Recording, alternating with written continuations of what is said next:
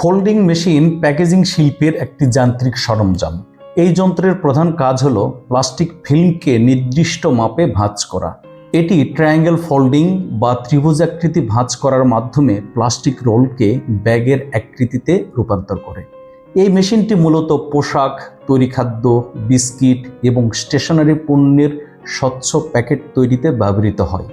এছাড়া প্যাকেটের মুখে অ্যাডহেসিভ টেপ লাগানো এবং পারলাইট ফিল্ম যুক্ত করার কাজেও এটি ব্যবহার করা হয়। শিল্প কারখানায় দ্রুত এবং নির্ভুলভাবে প্লাস্টিক ব্যাগ প্রস্তুত করাই এই মেশিনের মূল উদ্দেশ্য।